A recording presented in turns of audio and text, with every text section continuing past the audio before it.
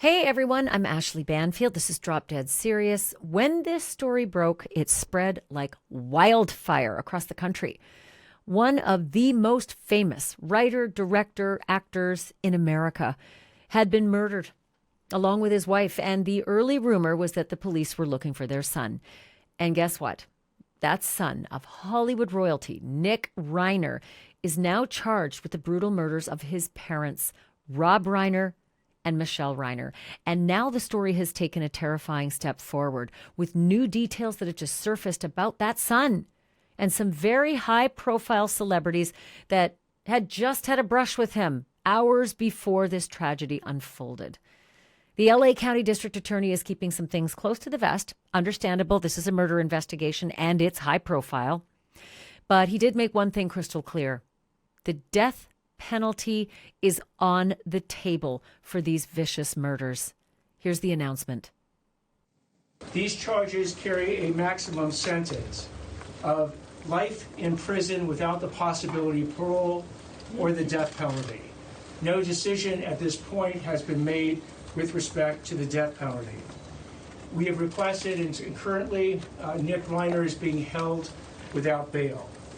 Rob Reiner's son, Nick Reiner, was set to appear in court this morning, but the hearing was postponed after Nick's lawyer said that his client was, quote, not medically cleared to appear. That lawyer, incidentally, is Alan Jackson, the same lawyer that represented Karen Reed.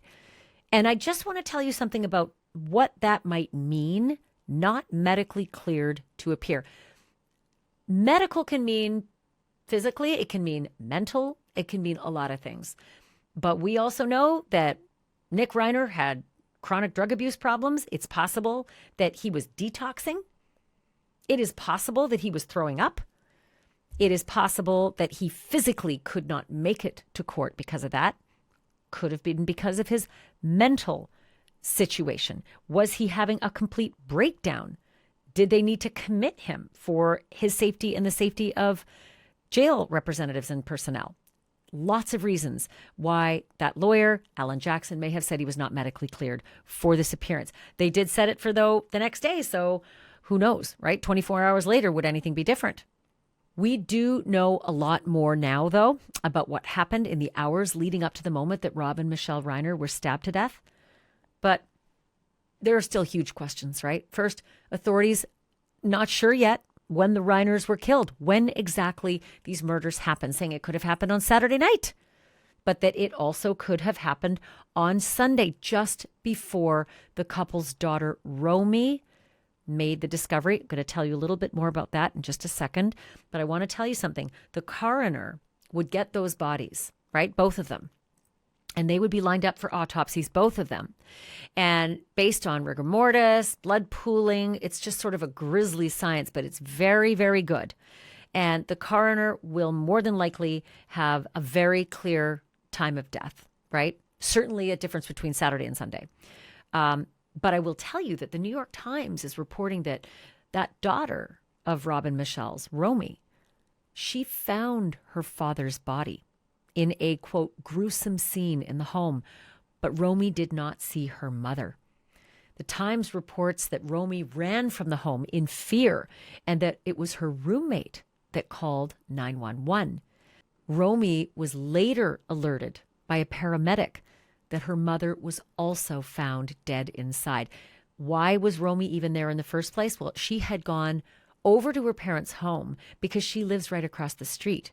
And she'd been alerted by a massage therapist. That therapist had arrived at Rob Reiner's home, Rob and Michele's home, because apparently she had an appointment with them. But she's ringing away at the gate and cannot get a response. So she alerts Romy, and Romy came over and made that discovery. New York Times also reports that Rob and Michele Reiner were due to have dinner that very night with Barack and Michelle Obama. That dinner was Sunday night, the night that their bodies were found. And then go back 24 hours to the night before, on Saturday night. That's when the Reiner family, including Nick, went over to Conan O'Brien's lavish Christmas party all together as a family. We already knew that Nick and his dad got into an argument at Conan's party Rob Reiner was apparently upset that Nick had shown up very underdressed, like wearing a hoodie, for this lavish holiday party. But now NBC News is reporting that Nick also had a tense interaction with other famous guests. In one instance, it's reported that Nick walked up to Bill Hader, famous from SNL, comedian, actor. So Nick apparently walks up to Bill Hader, who's in the midst of a private conversation, and interrupts.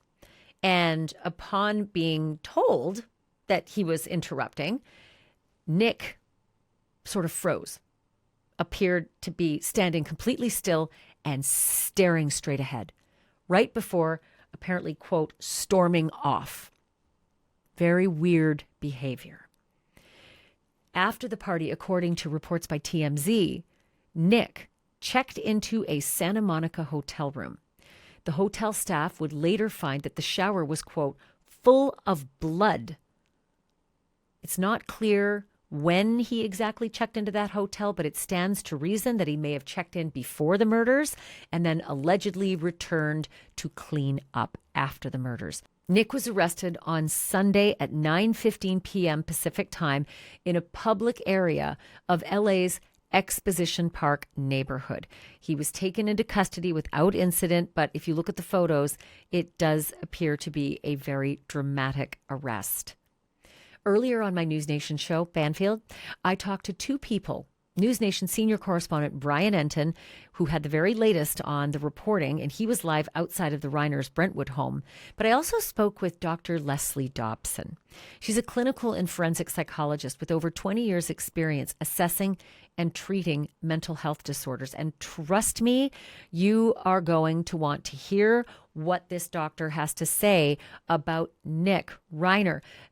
And just to be clear, we don't know if Nick is guilty of this crime. Things look bad, but he's going to have his day in court. But if he is guilty, what this doctor said about the red flags, what would have happened leading up to this, the triggers, what triggers have to be for something this massive, it is fascinating. Not only that, she says if Nick did this, this was something that didn't just come out of the blue. Wait for this conversation. It's just very, very eye-opening. But before I get to that, I do want to thank you from the bottom of my heart for supporting this podcast. And I want to thank my sponsors like Incogni, because let's face it, some of the stuff I cover, it is dark. And yet, some of the scarier stuff might be happening right behind your screen right now. Your name and your phone number and your home address and all your personal information is out there, and it ain't because you gave it away. It's because someone is out there right now selling it. They are selling you. They're called data brokers. They're tracking you. They know everything, what you buy, what you search, what meds you take, where your kids go to school. And if you think about AI and the applications, man, it's like a loaded weapon in their hands, right? One call, suddenly you're wiring money to somebody who sounds exactly like your kid. It's pretty chilling stuff, but what most people don't know is that you have the legal right to make data brokers delete your info. It's just finding them could take years. So that's why I use Incogni. They do all the dirty work. They go right to these companies and demand that they remove my personal data. They can do it for you too. They've got a custom plan, unlimited. You flag a site, and Incogni's privacy team goes after it directly. So talk about power, right? Not just peace of mind. If privacy matters to you, and it should, go to incogni.com/dropdead and use the code DROPDEAD, and I got you 60% off. 60% off. So incogni.com/dropdead, use the code DROPDEAD, and start taking your data off the market. Okay, back to the case. Here's my conversation with my colleague, Brian Enton. Brian, I mean, I suppose it's not surprising to hear the Los Angeles District Attorney talking about first-degree murders, and we know California is a death penalty state. But he mentioned the special allegation. Walk me through what that meant. Yeah, and he was careful. He was asked about the death penalty, by the way, and he said they haven't made a decision yet. And we were expecting to see Reiner in court this morning. We were all there, downtown Los Angeles, and for him to just not be there, and even his lawyer was there, so I think the lawyer even thought he was going to be there. That was kind of a shock, so we'll see how that plays out. But in terms of the special allegation, no surprise there. This really comes into play when a dangerous weapon is used. This can help beef up penalties at sentencing. It's something that they can add on to the charges. The DA spoke about it when he had his news conference. Listen to this, Ash. One of these special allegations is that the murder was committed with a deadly weapon or a knife. As to where and how the weapon was located or will be located, that will actually be evidence we'll present in court. And we asked him, you know, is there going to be a court hearing tomorrow? I mean, look, they plan to file these charges there, but he has to be in court for these charges to actually go through, and they couldn't really answer that question. The lawyer seems to think, Alan Jackson seems to think that they're going to be in court tomorrow, but we'll have to wait and see if he's medically cleared. You said it, that's the term that they used. Yeah, and that could be so many things, right? It could be mentally ill, it could be drug influence. And let me ask you about the drug issue, because it's no secret that Nick suffered from drug abuse in the past and has been homeless, etc. So do we know if he was under the influence when the police arrested him? And tell me a little bit about what the folks at the hotel noticed. Well, the police chief did say, and they were very careful what they said, but this was something new. He said that they arrested him without incident. He didn't try to run. There was no fight. Basically, he turned himself in when they tracked him down near University of Southern California. So that was something new. In terms of the hotel, it's called the Pierside Hotel in Santa Monica. I went over there today. It's right on the ocean there. And that is the room that we are told that he rented for one night. He used his own credit card. And we don't know the exact timeline, but it seems that he may have gone back to that room after allegedly murdering his parents. I spoke again today with Maureen O'Connell, who is a retired FBI agent who also lives in the neighborhood and was here right after the stabbing happened. Listen to what she had to say about this. He went to take a shower. He had to get out of Dodge. He wasn't going to stay here. But it also shows that he was aware of what he did. It also shows that he's cognizant that what he did was wrong and he needed to create distance between him and the crime. So he goes to a nearby hotel. He gets in the hotel. He wants to take a shower. He looks in the mirror. He's a mess. And all that blood evidence is going to be fantastic, and it's going to be great for the prosecution, I would say, because that blood evidence likely will be his blood as well as the blood of his parents. And according to reports, Ashley, there was a lot of blood found in that hotel room, not necessarily on him, but in the room itself. And then, of course, I just want to say, like, Maureen O'Connell's the best of the best, but I just got to say he is innocent until proven guilty. These things didn't definitely happen. They allegedly happened. The blood was allegedly found. He allegedly went to that hotel room. So we just want to be careful before he has his day in court. And speaking of that, Alan Jackson, oh, my God, I did not expect. Although Alan's from L.A., I didn't expect to see him showing up in this case. He came to the house where you are today. Did you get a chance to talk to him?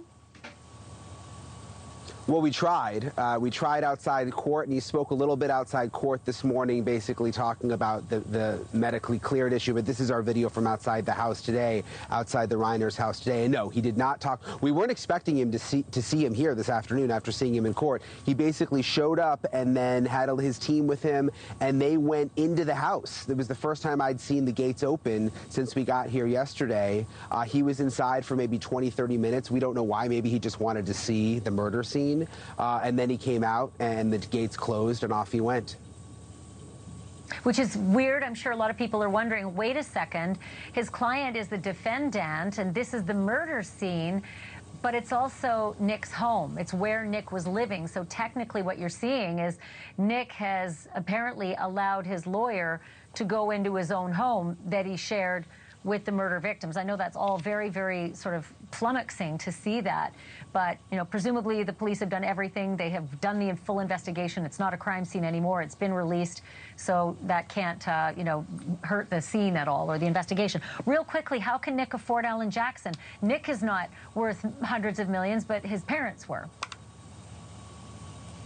Yeah, and he's a very, very expensive attorney. That was sort of the word on the street here today. How's he going to get the money? Look, I'm told there may be a family trust. His grandpa may have had a family trust. This is also something that Maureen O'Connell knows something about, and she explained a little bit of what she thinks about that. Listen to this, Ash. What do you think about Alan Jackson being the attorney?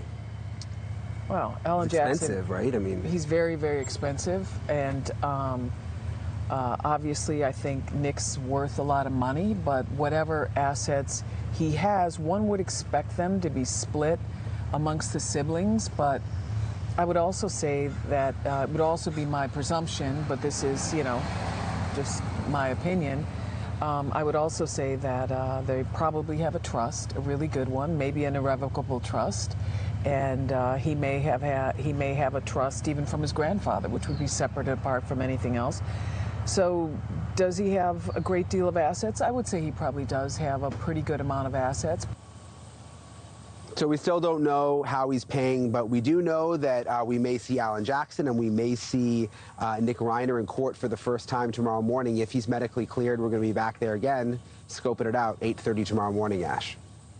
Great work from Brian, who's on the scene. And now here is my conversation with Dr. Leslie Dobson about all of the backstory and if Nick Reiner is guilty of this crime, what we might have known beforehand. Okay, Doc, I saw your TikTok today and I was enraptured by it because I had that exact question that you posed to your followers, and that was, how does this happen when you've got a successful family, a loving set of parents? Okay, I get it, maybe some drug abuse and difficulties, but walk me from that to what we're looking at right now. I think we have to walk back decades. I mean, I would assume, and people who kill their parents usually fantasize about doing it for many, many years, and they don't tell anyone about it. So they have this long-standing, intimate fantasy, and they build this vengeance towards their parents. And usually there's this perfect storm at the end, a triggering event, unmedicated mental illness, maybe substance use. People did see him and they said he was tweaking during that night. And then that's the triggering event. We also had an escalation of violence throughout the past 10 years. We have damage to property, arguments, broken relationships. So you put all that together and then you have one trigger. You never know when it will be or what it will be. And the fantasy then becomes true.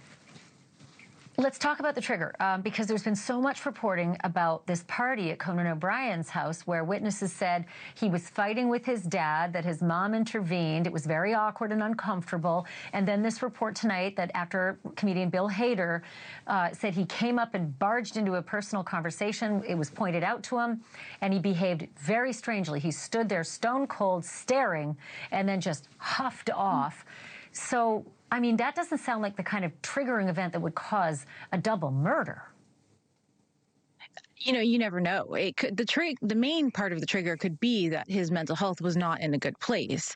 Then you've got the escalation of impulsivity, the disinhibition from substances, and then maybe there's a psychosis. Maybe there's somewhere where he's just not in reality. He's hearing voices. So he interrupts Bill. He doesn't even know what he says. No one knows what's going on. And then he kind of leaves reality a bit. And we don't know when the murder actually happened. Right. So we're looking at this compilation of his life and his relationships and his emotions and his mental health and his substances over decades. I'm gonna point out a picture when we get to it. We're sort of on this rotating wheel of pictures right now, but it just occurred to me as I was looking at them. One of the pictures is of the family at the Spinal Tap premiere, which is pretty recent, actually. And you can tell something has happened to Nick. This is not the one. So look at Nick here on the far right. He's thin, he's tall, he's chiseled in the jaw, etc. That's the Spinal Tap picture. Look at the difference. I know, you can't judge a book by its cover, but does that tell you anything, the remarkable change in his outer appearance?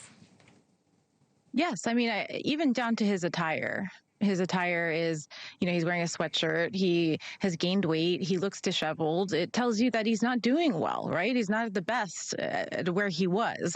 And then you bring in the most recent dynamics of having to leave the home.